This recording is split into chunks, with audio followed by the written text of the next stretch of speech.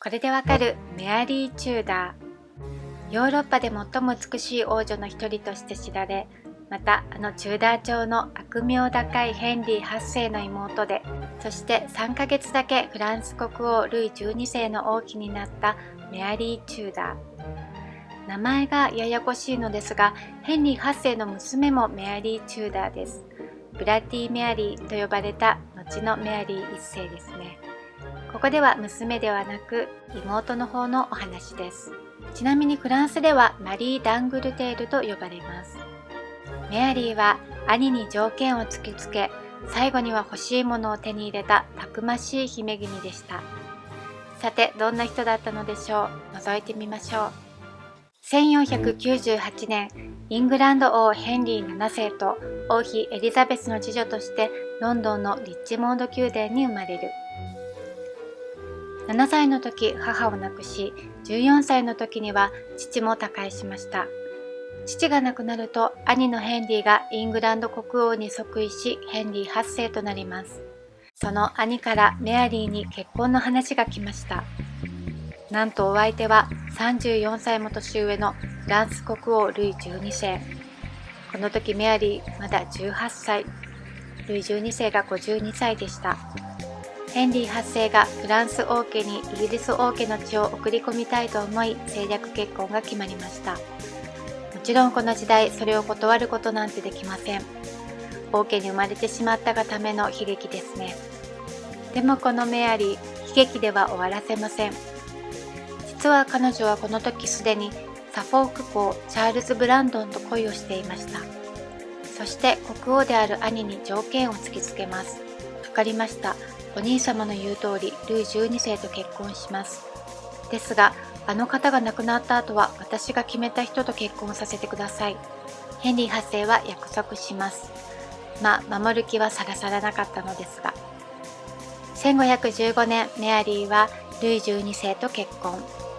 フランスに嫁ぐ時、次女たちを連れて行きましたが、その中に後にヘンリー8世の妻となるアン・ブーリンもいました。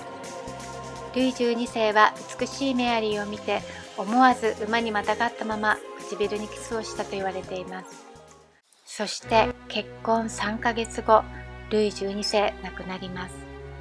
王の死後1月余り、メアリーは外界から遮断された場所に引きこもらされました。それは妊娠しているか否かを判断するためでした。もし妊娠していたら、その子が新国王となります。そして妊娠していないことが分かり、ルイ12世のいとこの甥にあたるフランソワがフランソワ1世として即位します。この後フランソワ1世はメアリーにプロポーズしますが断られます。メアリーは兄とした約束とチャールズ・ブランドンへの愛を告白します。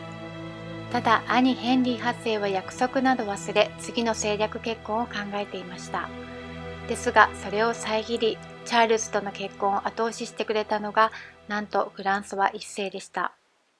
フランソワ1世とヘンリー8世はライバル関係にあったからとも言われています。ヘンリー8世、余計怒り心頭です。結局賠償金を支払うということで和解します。それも変な話なのですが。メアリーとチャールズの間には4人の子供が生まれ、孫には9日間の女王ジェーン・グレーがいます。兄ヘンリーはメアリーの次女をしていたアン・ブーリンと恋愛関係にありました。跡継ぎが欲しいというのもあり、跡継ぎを産めない妻キャサリン・オブ・アラゴンと離婚をしてアンと結婚することを考えていました。カトリックは離婚が認められていなかったので、なんとイングランド式の新しい宗教を作ってまで離婚し、自分の欲しいものを手に入れようとします。メアリーはヘンリー8世の妃キャサリンと仲が良かったのもあり、また自分の次女だったアンが宮中の晩餐会でメアリーより上座に座ったことなどが我慢できず、兄とアン・ブーリンの関係を反対していました。ですがメアリーは1533年、夫チャールズ・ブランドンがアン・ブーリンの王妃戴冠式の責任者として準備をしている中、この世を去ります。38歳でした。アン・ブーリンのことはメアリーの思うようにはなりませんでしたが、ルイ12世他界後、初恋のチャールズとの結婚を実現し、サフォーク州ウェストソープホールの田舎で幸せに暮らしました。たった3ヶ月のフランス王妃生活。実は年のせいで疲れやすくなっているルイ12世をメアリーが無理やり狩猟や宴などを連日催して12世の体力を奪ったとの説もあります。